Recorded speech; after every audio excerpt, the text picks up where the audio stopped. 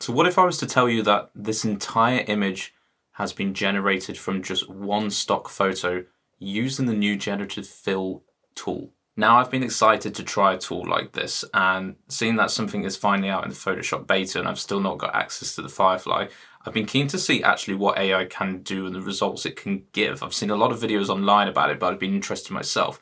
And particularly, I wanted to push it and see actually how far I could use it and how I might be able to use it as a tool alongside my current skills.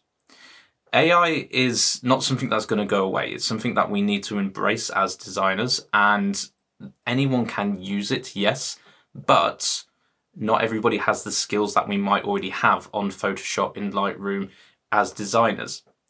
Now, for me, the most successful people with AI are going to be the ones that know how to utilize it as a tool alongside the skills that they already have and not be ignorant to the fact that this is going to replace stuff.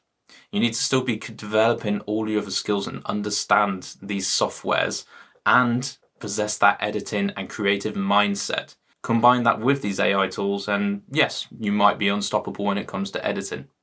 But for me, I wanted to see how far I could push this from a composite point of view. So I decided to take this photo here. It's just a random stock photo that I got off Envato, and I just wanted to see what I could do with this generative fill and see if it can solve some issues, and basically how I could use it as a tool when compositing to speed up certain things. So we're going to go over things like shadows, overlays, inserting random objects as well, the sort of stuff that would take a lot more time when looking for these stock photos online to find the perfect tree or the perfect house or something to put in here. So let's dive in and see if we can replicate this image using this new tool. So the first thing that I'm going to do here, looking at this then, is extend the canvas out. When I toggle across back over onto what I had before I applied the preset, you can see that it's a lot wider and we've got this kind of cliff face down here as well. So let's first of all just take our crop tool and we'll pull this out to the sides there, and we'll pull it down a bit too, just to extend our canvas out a bit more. Now using this then, we can come over here and basically draw a rectangle and make sure to capture some of the actual image itself, so don't dig right into it. And I've also got these kind of leaves over here that I do want to get rid of, so I'm curious what happens when I go over this. So let's just let go and see what happens when I hit the generative fill. Go across and hit generate without any prompts at all. Let Photoshop do its thing. Depending on how quick your computer is, I am just running off my laptop here at this moment. So coming down, you can see what it's done here then. It's actually picked up on the green, and instead of getting rid of it, it's extended that out, and that's not something we want. Another issue is if you actually look in on this, you'll see that the resolution ends up being a lot lower in some places than the image you're working with. So by taking these real broad strokes, it doesn't quite work the way we want it to, because this is limited to, I think it's 1024. So we need to make sure that the areas that we're selecting in our sizes, if I was to deselect this and draw a new box, you can see I get my pixels there that I don't go above that 1024 area. That's going to give us the best results on this. But for the moment, what we want to try and do almost is get rid of these trees that are down here. Now, because I feel like I can get away with using this, I'm actually instead, I'm just going to erase this size of the image. So I could take my crop tool, but I'm just going to take a wide eraser. And I'm going to be quite messy with this. And I really want to push and see what this image can actually do. So I'm just going to remove that myself there. And because I want to get the highest kind of quality with this, then I'm going to go over the top of the sky and try and keep my pixel rating under probably around the 1000 area there. And I'm going to generate that, and let's just see what happens there with the sky. Hopefully it's just going to extend this across. Remember, there's no prompts being used here. So you can see as I go down with this then, I'm just kind of taking it like a little block at a time and just making sure that I still cross over some of that there. And I'm just taking it a little bit at a time. We could build an action to actually do this for us. So when we run an action, we could just create this specific type box and replicate that out. But for today, this is just about trying out the tool. There we go. Now, if you're unhappy with any areas, you can go down here onto the variation and you can flick the arrow and you can actually go through different variations of them until you find something that might look a bit natural. And to me, this is just kind of like looking on a stock website and trying to find the best variation that goes with it. Instead of me trawling through loads and loads of photos looking for the right perspectives, I'm getting a variation of perspectives across that. So maybe I didn't quite like what's coming up on these mountains here. So let's select that again and just do a generated fill just for that little section there. Now you see that I am actually stacking on top of each other of these fills. If I'm being a bit more detailed, I probably should just run from the original photo down at the bottom. But I've not had too much experimenting in that area yet to see the kind of results that gives. But you can see there straight away that mountain looks a lot nicer. And again, I can toggle through a couple of the variations. Probably out of those, I think that first one was all right. Yeah. And you can see I've got them down the side here as well. So it's a little bit of a longer way, but it does help with the quality a bit more. That was my main concern looking at this, was how low resolution some of this comes out. So there are a few fixes around there. And again, I've been very rushed here today. So I'll probably try and put out a video about in detail how to get the best out of the resolution here. But just to speed this up then, I'm just going to go and do the other sides of the image. Now to get the bit down at the bottom, if we go over here again, we've kind of got this like inserted cliff face going on down here. So this is where we're going to use the tool now to start generating some items. So to generate the bottom part then, let's actually go into this lasso tool here. And instead I'm just going to draw like roughly where I want my cliff to sit and put that up top. Now this time when I go into the generative fill, I'm going to write cliff. So when writing in this, Adobe does actually say on this site, like to try and avoid instructional prompts and things, and instead just stick with stuff like adjectives and nouns, really just describe what you want there, rather than going down with verbs. So let's hit generate and let's just see what the response is, what it comes back as. It's not going to be great resolution because I'm going for that whole like image there, but this is again, just to be quick so you guys can see what's going on with this. So we can see there we've got some options and we've just created those cliff points. Now, for me, this is, I like that with the bridge there. But for me, this is definitely something that's going to be really handy. There's a lot of times when I'm doing concept art and I do end up looking for photos for ages to find the perfect perspective of a cliff face, to like put a character on top and overlook the landscape. Being able to quickly generate this type of thing, I can see being really useful. And okay, it's not the correct like colors and things, but this is where your skills in Photoshop come in. This is where you're then going to go and get your curve tools. You're going to get your saturation, your brightnesses, and you're going to blend that in. So we still need to have those tools there. If we're not happy with this, we could generate again and produce another further 3 results. So let's, for the sake of it, just have a look and see what it produces. So far, I actually prefer what I got on the other one. I'm not sure if I put in more of a prompt after just playing around with from cliff to like cliff face. I probably wrote a different prompt there. Now that's quite a nice one, and that gives some good space there to overlook the image too. Again, it's not blended very well, but this is where I would sort of take my curves tool, my saturations, and I would clip this to the layer, and I would just do all of the usual things that I do with composites in to get them to blend in more.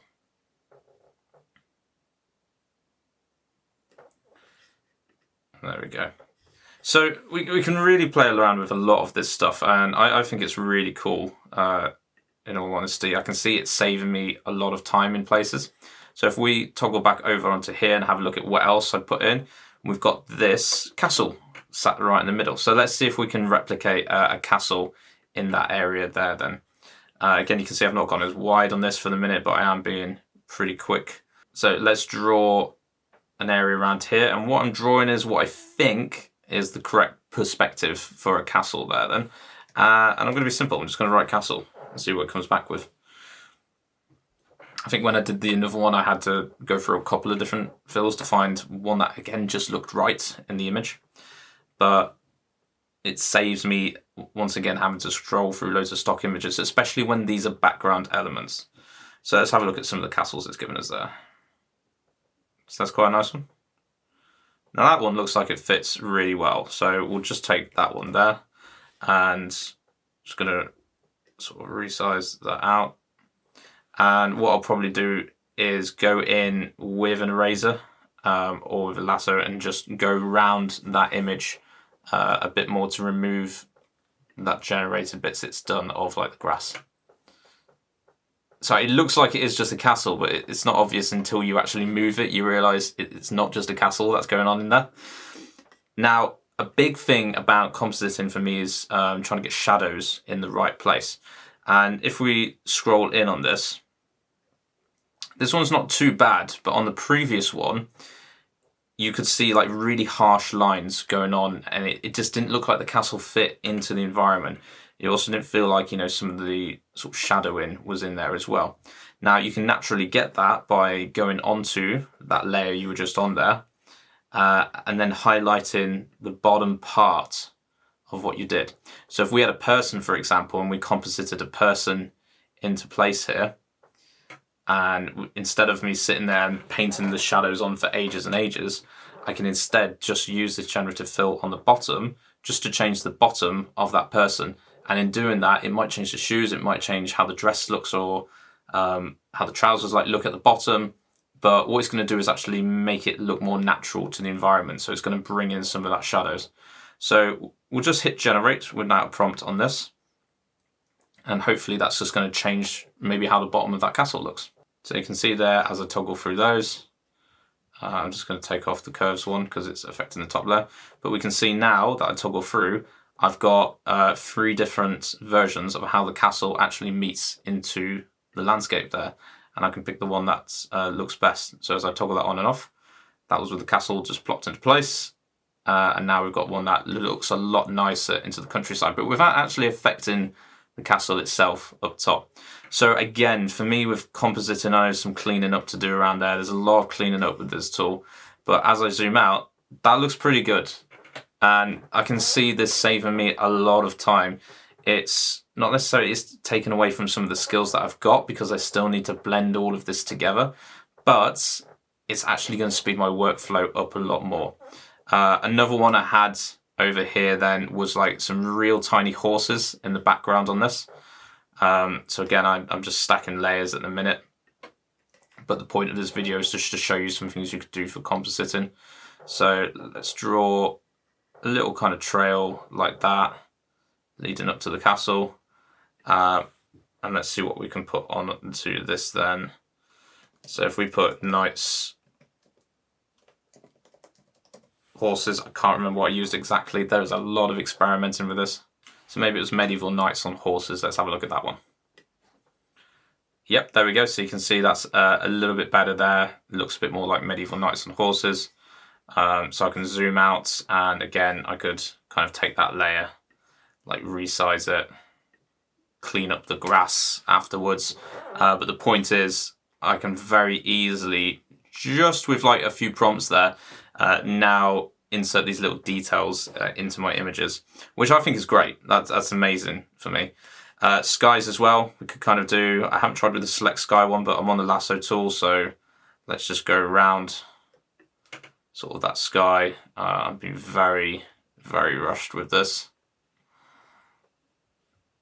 There we go. And let's go for a stormy sky. Another thing that when I'm doing this sort of composite, especially album artwork, is I've got so many images of skies. It's unreal how many images of skies I've got on a hard drive. So if this can generate different skies for me that I can then blend in, again, amazing, because it's already looking at the perspective. It's already looking at the image itself and working it out to that, rather than me trying to scroll through loads and find the right thing. So you can see there a couple of good variations on that, and they look decent. They look half decent as well. Let's go through these different ones. Not keen on that first one. Second one looks pretty cool though. Third one, not so much. And you see that it's actually changing that mountaintop there as well, where I accidentally looped around. And I like this one. I like how it's just changed the mountain slightly too. So we'll keep that one in place. So as I go back over to this image, you can see as well that I basically used the same tactic to then create a dragon. And all I did there was just put in the prompt of a dragon, which worked really nicely.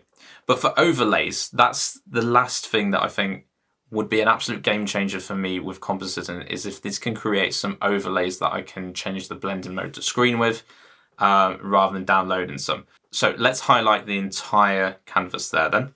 Let's go down into the generative fill. And what I want to put over this then is some like mist or some fog. So let's put fog. And I've got to think about how these images tend to look, and usually they're on like a black background. So I'm going to put fog on black background. And let's see what that comes up with.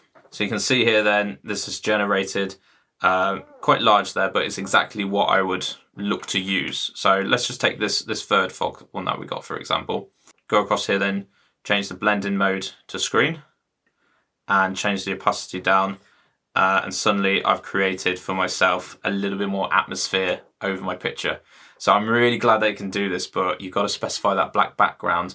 That way you can use it in the blending mode. I really do hope that once this is out of beta, the resolution is improved.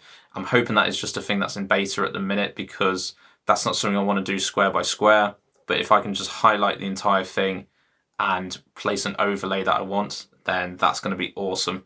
Because then I can go in with any of my usual brushes. I could go in with a fog brush and be a little bit more detailed to erase some of this.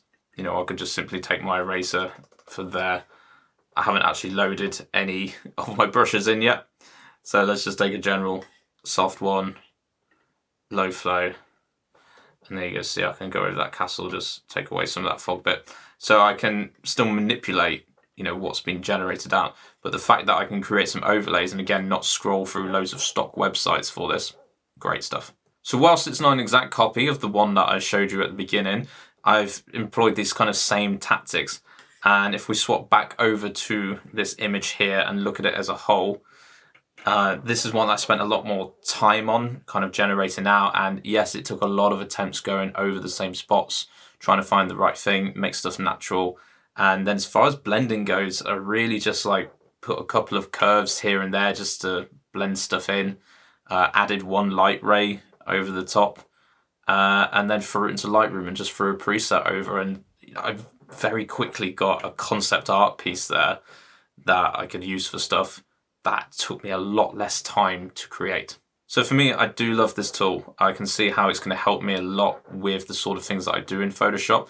But like I said at the start, it is a tool. It's something that's not going to go away. But if you embrace it alongside all of your other skills that you've got and combine it in, that's where you're going to be the most successful. And that's how you're going to stand out amongst everybody who just has the software and only uses this button and just relies on the results it produces. Instead, you've got to take your creative mindsets, your editing mindset, you've got to apply that and use this as a way to speed up your workflow. So I hope that's helped and given you a few ideas, especially in like the concept art range. I'm excited to see some more of these features as they come out. I'm also excited to see what this looks like once it's out of the beta, and especially hoping that resolution gets fixed so I can generate more of these overlays. But let me know in the comments below, what do you think of this tool so far? Like, what uses have you found for it? Have you been trying it for shadowing, improving your composites, you know, adding in different elements, overlays, extending images? What have you been using this tool for, and how have you found your experience so far? And I'm interested here as well, what do you feel about, you know, AI going forward in design? It's a very controversial topic, and again, I'm on the fence myself, but I'd love to hear your thoughts below. So please do comment, like, and subscribe. I'll see you in the next one.